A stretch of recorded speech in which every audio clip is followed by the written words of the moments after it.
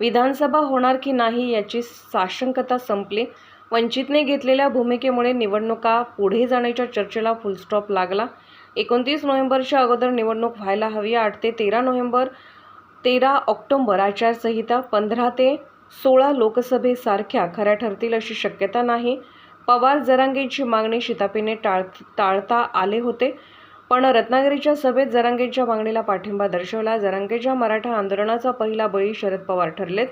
पवार केवळ मराठा नेते झालेत अशी परिस्थिती आहे. जरांगेंनी जर निवडणूक लढवली नाही तर ते शरद पवार यांच्या इशाऱ्यावर चालत होते हे स्पष्ट होऊन जाते. याचा अर्थ मी असताना त्या ठिकाणी काढतोय की धर्माच्या आधारित जे राजकारण चाललेलं आहे त्याला हळूहळू लोक फुलस्टॉप द्यायला निघालेली आहेत आणि वास्तव्याच्या राजकारणावरती आता लोक यायला लागलीत. बेरोजगार जो आहे, मला नोकऱ्या मिळणार की नाही हा तो प्रश्न विचारतोय.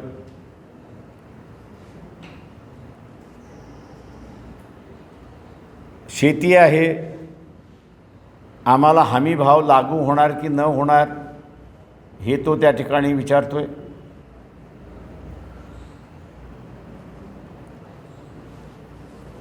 गावाचा विकास होणार की न होणार.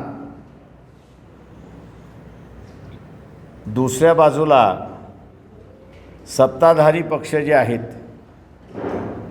या सत्ताधारी पक्षाच्या आमदारांना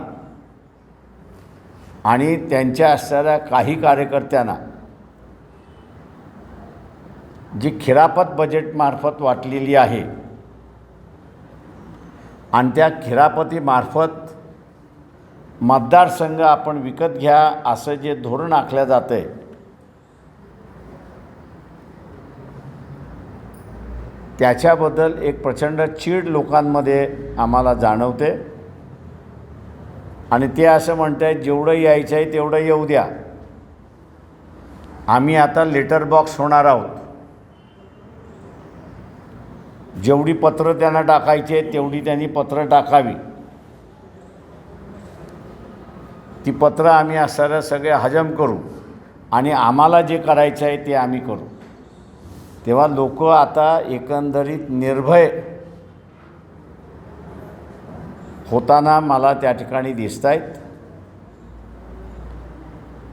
लोकशाहीच्या दृष्टिकोनातून हे असणारं एक चांगले साईन्स आहेत असं मी त्या ठिकाणी मानतो आणि बदल ह्या निवडणुकीमध्ये घडतील असं एकंदरीत चित्र आहे. आणि 55 लाख जे काही कास्ट सर्टिफिकेट इश्यू केलेले आहेत हे कायद्याला धरून नाहीत, तेव्हा त्या रद्द करण्यात यावा. त्या भागातला एखादा कुणबी त्यांनी अर्ज केला कागदपत्रासकट तर त्याला ते सर्टिफिकेट मिळतं. त्याच्यामुळे कुणबी समाजाला सर्टिफिकेट मिळत नाही असं नाही. कायद्याचा जो नियम आहे तो कायद्याच्या नियमाप्रमाणे तुम्हाला डॉक्युमेंट दिले तर तिथेही मिळतात अशी असणारी परिस्थिती आहे. पण शासनाने आम्ही कुणबी समाजासाठी फार काहीतरी करतो आहे आणि म्हणून हा जो फॉल्स रेकॉर्ड निर्माण करून 55 लाख सर्टिफिकेट वाटप केल्यात. चर्नी रोडच्या प्रिंटिंग प्रेसला मी असताना विचारलं होतं की 55 लाख सर्टिफिकेट छापल्या गेल्यात का, तर ते म्हटले आमच्याकडे मागणी चाललेली नाही अशी परिस्थिती आहे. त्याच्यामुळे हे जे फसवाफसवीचं जे राजकारण चाललेलं आहे त्याला कुठेतरी फुलस्टॉप देण्याचा आमचा आता प्रयत्न आहे.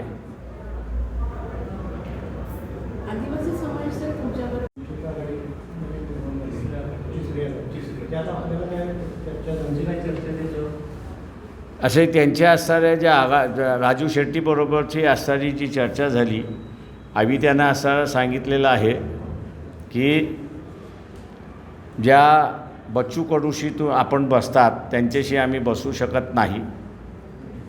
व्यक्तिगत त्यांचा एक मतदारसंघ आहे.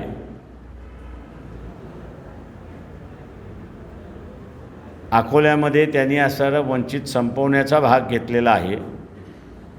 त्याच्यामुळे असणारा अमरावतीतला कार्यकर्ता हा वंचितचा आणि आदिवासी हा बच्चू कडूबरोबर जायला तयार नाही अशी असणारी परिस्थिती आहे. समझोता करायचाच नाही असा त्यांचा निर्णय आहे.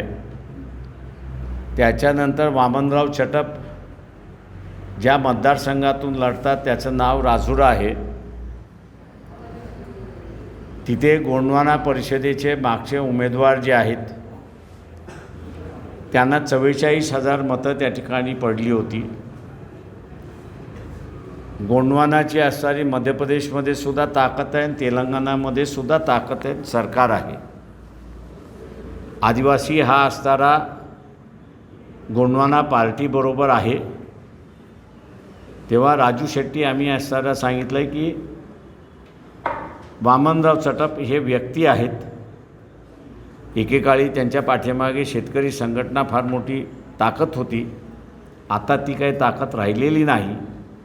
तेव्हा आम्हाला जेव्हा चॉईस करायचं आहे त्यावेळेस आम्हाला असणारा बेनिफिट जो आहे हा आदिवासी संघटनांच्या मार्फत होणार आहे आणि म्हणून आम्ही आदिवासी संघटनांबरोबर जाऊ.